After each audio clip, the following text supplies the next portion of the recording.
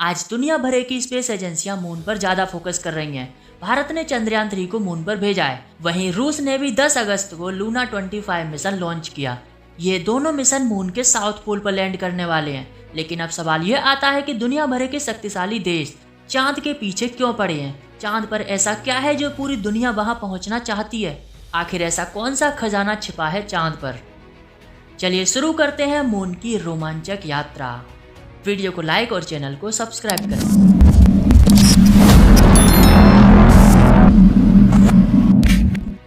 America, चीन, भारत और रूस जैसे महाशक्तिशाली देशों में चांद पर जाने की होड़ लगी रहती है।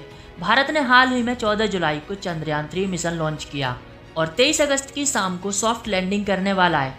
वहीं नासा आर्टेमिस मिशन के तहत इंसानों को एक बार फिर मून पर भेजने की प्लानिंग कर रहा है।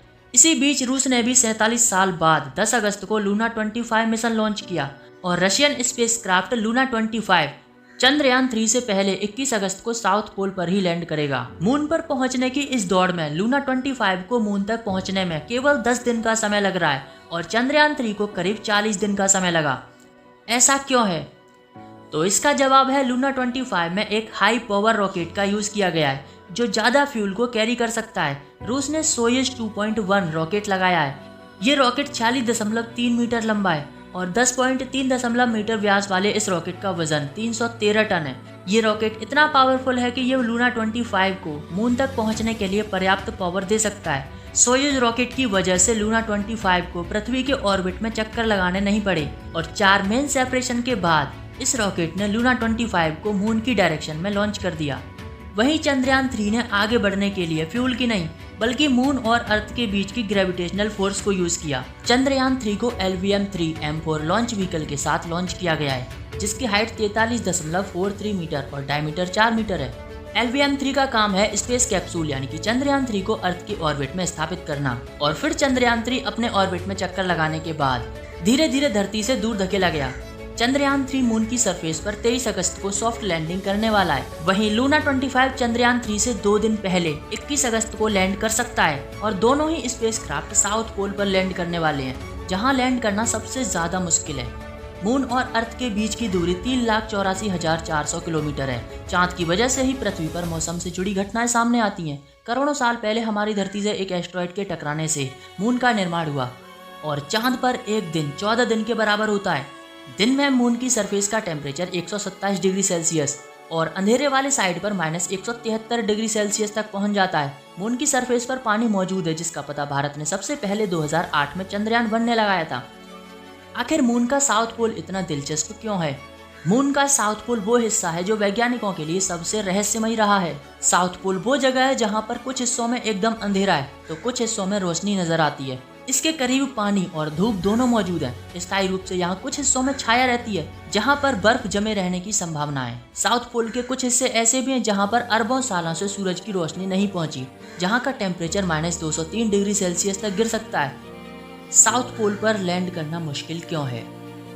मून का एटमॉस्फेयर अर्थ के एटमॉस्फेयर से बहुत अलग है। मून का ग्रेविटेशनल फोर्स अर्थ के ग्रेविटेशनल फोर्स का 1/6 है, यानी लैंड करते समय लैंडर मॉड्यूल को स्पीड कम करने के लिए पर्याप्त खिंचाव नहीं मिल पाता और इसके अलावा चंद्रमा पर किसी भी यान को उसकी लैंडिंग वाली लोकेशन पर जाने के लिए GPS जैसी कोई चीज़ मौजूद नहीं है। चंद्रयान 3 के प्रोपल्सन मॉड्यूल को मून के 100 किलोमीटर ऑर्बिट में आते ही लैंडिंग प्रक्रिया शुरू कर देगा। प्रोपल्सन मॉड्यूल में लैंडिंग मॉड्यूल और रोवर भी शामिल है। प्रोपल्सन मॉड्यूल के 100 किलोमीटर ऑर्बिट में आते ही लैंडिंग मॉड्यूल और रोवर मेन व्हीकल से अलग हो जाएंगे और लैंड होने के बाद मून रोवर मून की सतह पर उतारा जाएगा जिसमें लैंडर मॉड्यूल का नाम विक्रम और रोवर का नाम प्रज्ञान रखा गया है। चंद्रयान 3 के लैंडर और रोवर की मिशन लाइफ एक लूनर डे यानी कि पृथ्वी के 14 दिन के बराबर होगी क्योंकि लैंडर और रोवर रात के टेम्परेचर को सहन नहीं कर सकेंगे। वहीं लूना 25 का लैंडर करीब 1 साल तक मून की सरफेस पर स्टडी करेगा। मून क्यों है इतना खास? वैज्ञानिकों की माने तो मून की बर्फ अंतरिक्ष का सोना है। साउथ पोल पर कुछ ऐसी रहस्यमय चीजें छिपी हैं जिसने भी उन चीजों को सबसे पहले खोज लिया वो देश चांद की महाशक्ति बनने में कामयाब होगा। चंद्रयान 3 और लूना 25 मून के साउथ पोल पर पानी की खोज करेंगे जो जीवन के लिए महत्वपूर्ण होने वाला है। इसके अलावा पानी से हाइड्रोजन और ऑक्सीजन को अलग करके रॉकेट फ्यूल भी बनाया जा सकता है और सबसे बड़ी बात, मून मार्स पर इंसानों को भेजने में मदद कर सकता है। पृथ्वी से रॉकेट मून पर जाएंगे और मून पर फ्यूल भरकर मार्स के लिए रवाना होंगे। इसके अलावा चांद पर हीलियम-3 मौजूद है जो पृथ्वी पर बहुत ही दुर्लभ है। चांद पर लगभग 30 लाख टन हीलियम-3 मौजूद है जिसका यूज परमाणु ऊर्जा में किया जा सकता है। इसकी खासियत यह है कि यह रेडियो एक्टिव नहीं होता। इसके अलावा मून पर स्मार्टफोन, कंप्यूटर और एडवांस टेक्नोलॉजी से जुड़े कई ऐसे खनिज प्राप्त हो सकते हैं जो मून पर अवेलेबल है।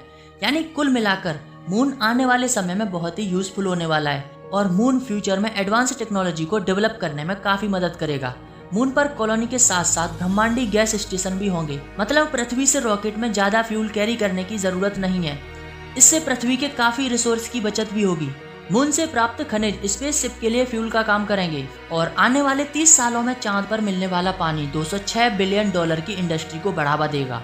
और यही कारण है कि आज दुनिया का हर महाशक्तिशाली देश चांद पर जाना चाहता है, वहां पर कॉलोनी बसाना चाहता है।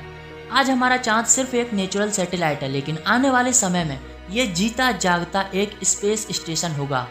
चांद खुद एक लॉन्च पैड होगा जहां से स्पेस में जाने के लिए रास्ते खुल जाएंगे और स्पेस में ट्रैवल करने का सपना बहुत ही आसान हो जाएगा। वीडियो खत्म।